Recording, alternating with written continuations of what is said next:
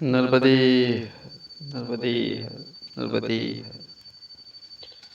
हम आज नर्मदा मैया के पर चर्चा करेंगे। नर्मदा मैया या भगवान की चर्चा करना, कथा प्रसंग कहना, उनको याद करना, उनके बारे में जानकारी करना, ये सभी कुछ भक्ति में ही आता है। तो बहुत सारे लोगों की जिज्ञासा रहती है, कुछ जानते भी हैं कि मैया का उद्गम कहाँ से हुआ, कैसे हुआ, कब हुआ। तो ये काफ़ी युगों पहले की कथा है।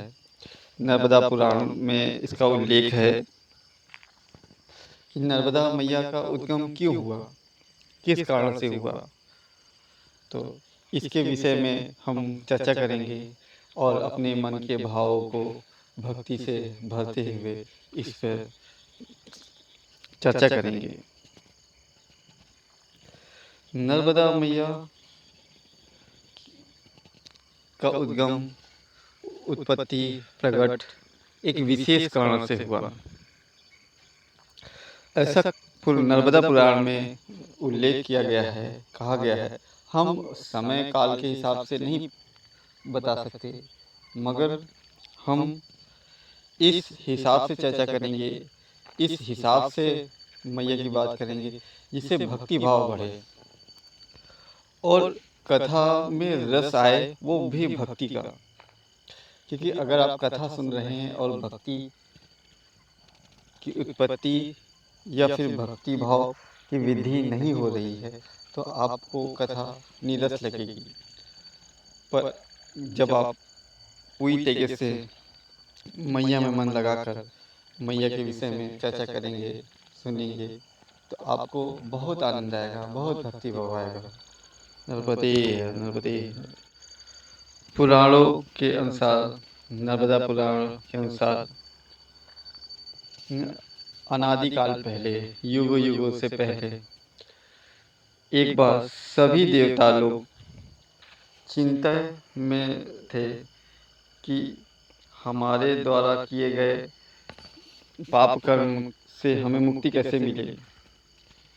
क्योंकि देवता स्वर्ग में रहते हैं, हमेशा भोग विलास और में लगे रहते हैं। तो उस समय उनमें उन्माद पैदा हो जाता है।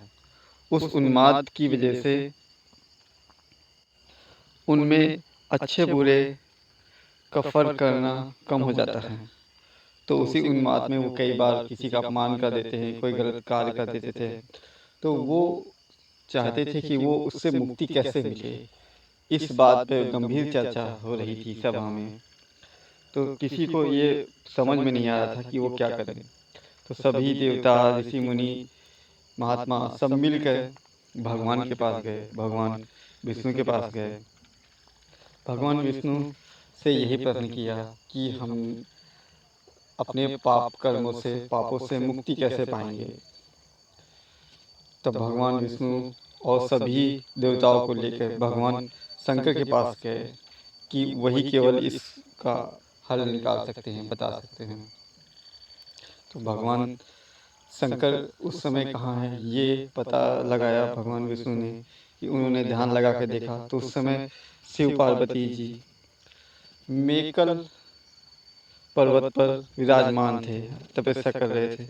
तो सारे देवता और भगवान सभी भोलेनाथ के पास गए और यही प्रश्न किया कि भगवान हमें हमारे पाप कर्मों से मुक्ति कैसे मिलेगी, उसका कोई उपाय बताइए।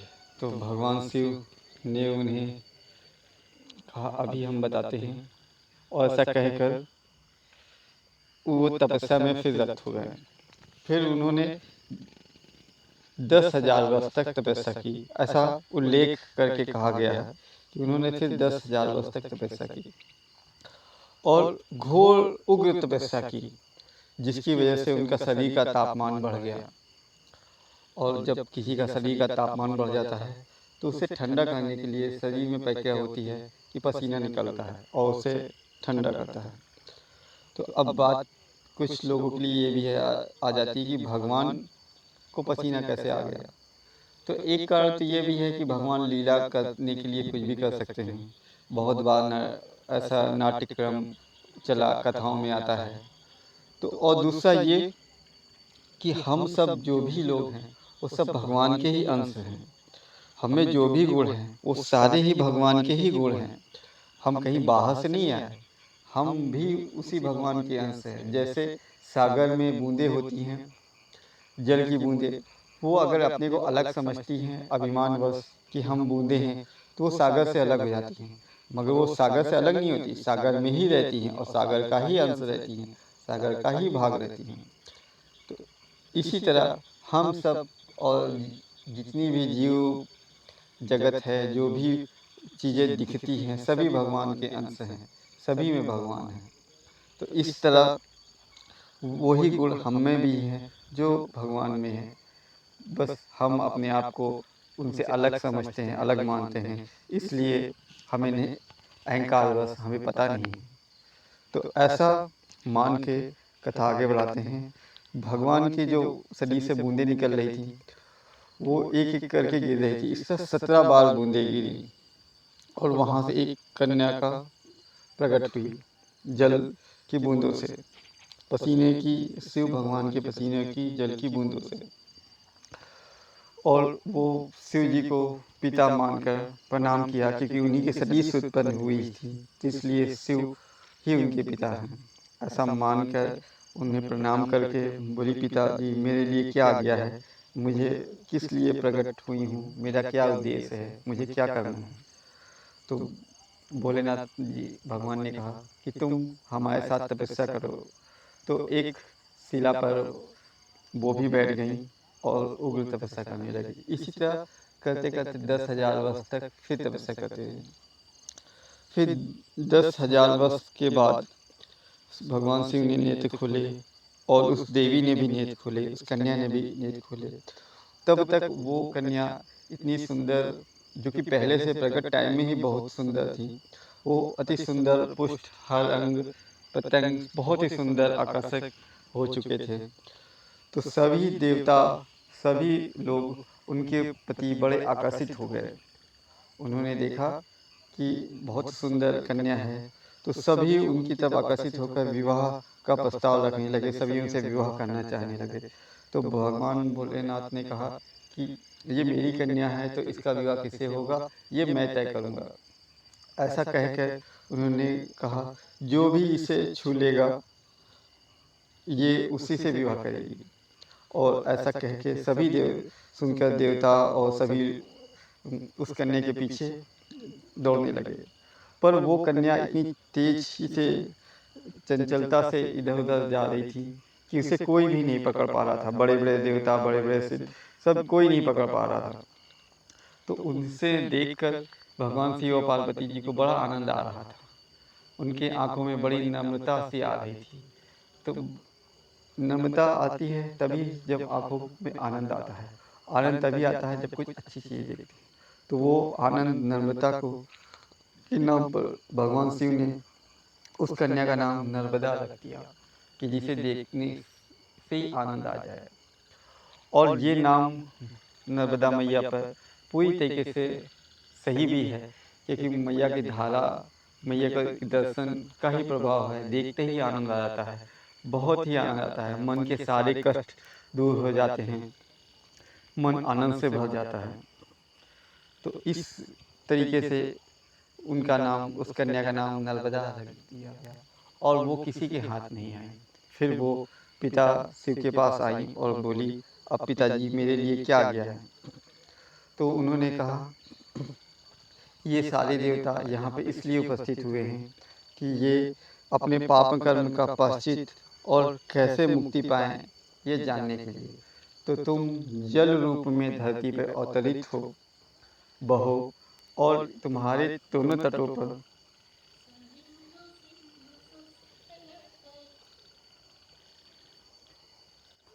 जो भी तपस्या करे, जो भी तप करे, भजन करे, उसको उसके श्राप से मुक्ति मिल जाए और उसका तप सफल हो। ऐसा करके उन्होंने उन्हें कहा आप नदी रूप में, जल रूप में प्रवाहित हो जाइए। तो नर्मदा जी ने कहा जी ऐसा ही होगा, पर आप सदैव मेरे पास विराजमान रहिए। तो शिव जी ने बोला ऐसा कैसे कर सकते हैं। तो नर्मदा जी ने कहा नहीं, आप आप हमारा अनुग्रह मानिए और सदा ही हमारे तटों पर निवास करिए। तो भगवान भोलेनाथ ने कहा ठीक है, जो भी पत्थर नर्मदा जी में के अंदर चला जाएगा वो शिव हो जाएगा, वो पत्थर शिव हो जाएगा। तो तब से नर्मदा जी में जो भी पत्थर मिलते हैं, जो भी कंकड़ मिलते हैं, सब शिव रूप होते हैं।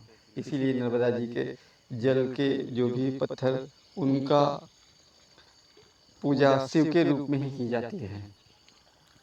वो पहले से ही प्रतिष्ठित होते हैं, उन्हें प्राण प्रतिष्ठा करने की आवश्यकता भी नहीं होती।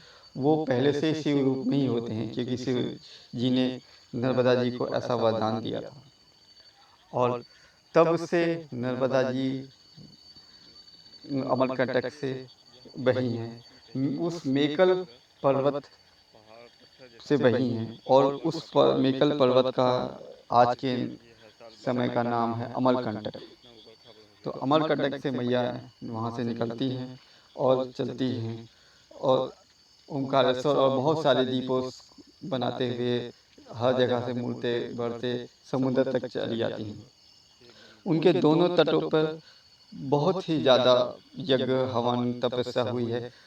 आप अगर आपने कभी परिक्रमा की है या आप उसके बारे में जानते हैं या दर्शन किए, तो आप देखेंगे कि दोनों तटों पे बहुत सारे स्थान ऐसे हैं जहाँ पे किसी न किसी ने शिव जी की प्रतिष्ठा की है। वहाँ के पत्थर उठा के प्रतिष्ठित कर दिया उसमें से निकाल के, क्योंकि सारे कंकड़ पत्थर जो भी नर्मदा जी में मिल रहे हैं वो सब भी शिव हैं। इसलिए उन्हें केवल उठा के स्थापित करना ही पड़ता है, प्रतिष्ठित प्राण प्रतिष्ठा नहीं करनी होती है। तो जिसको भी श्राप हुआ या जो भी जिसकी इच्छा हुई, कामना हुई, उसने शिव जी की वहीं स्थापना की उसी पत्थर से, और वहीं पे तपस्या में संलग्न हो गए। तो अधिकतर जगह पे शिव जी की स्थापना हुई और किसी न किसी ने की है जिन्हें अपना साप का विमोचन करना रहा। इंद्र, वरुण, अग्नि, सभी देवता लगभग सभी को कहीं न कहीं कभी न कभी श्राप मिला। उस श्राप की मुक्ति के लिए वो नर्मदा जी के तट पे आए। उन्होंने शिव जी के प्राण प्रतिष्ठा स्थापित किया और वहाँ पे तपस्या की। तो इसी के नाम से वहाँ पे इंद्रेश्वर, अग्नेश्वर, वरुणेश्वर आदि बहुत सारे नाम से स्थान हैं। तो जिस जिसे भी श्राप मिला या जो भी कष्ट हुआ या जो भी इच्छा हुई, वो सभी नर्मदा जी के तट पे तपस्या करते चले आ रहे हैं।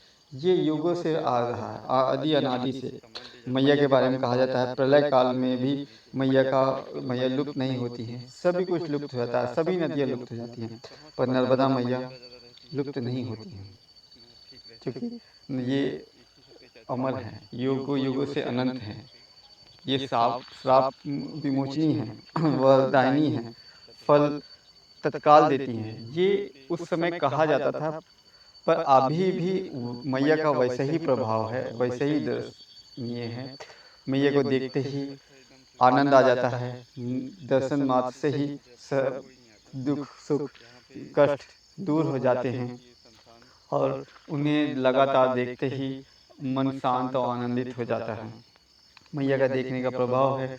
और जो भी मैया के किनारे तप करता है, परिक्रमा करना भी एक तरीके से तप ही है, क्योंकि आप कष्ट उठाते हो, मैया का ध्यान करते हुए चलते हो, तो वो मैया के किनारे तट पे ही रहते हैं, किनारे से परिक्रमा करते हैं, तो वो एक तरीके से तट पे तपस्या करने के ही बराबर है, और उसका फल सदा ही मिलता आया है।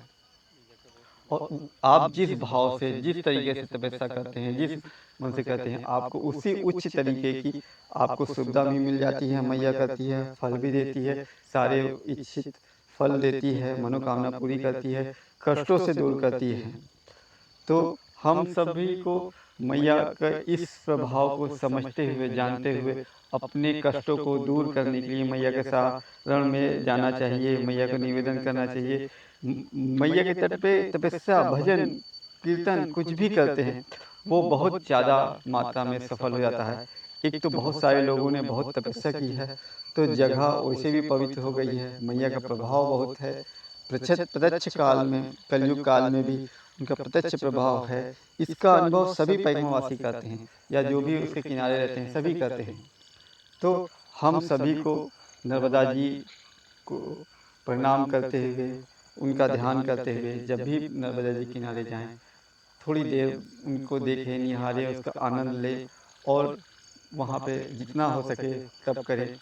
मैया के तटों की सफाई करना भी तपस्या ही है, पूजा ही है। वहाँ पे गंदगी ना करना भी पूजा ही है। तो हम सभी मानसिक और शारीरिक रूप से मैया को समर्पण करके उनका तप भजन करते हैं और अपने कष्टों को दूर करके आनंद लेते हैं। आज इतना ही। आगे हम मैया की कहानी, कथा, पुराणों वाली आगे बढ़ाते जाएंगे और इस कथा का आनंद लेंगे। आशा है आप भी को आनंद आएगा। मेरी वाणी में रस नहीं है, ज्ञान नहीं है, शब्दों का कुछ नहीं, पर ये कथा मैया की है।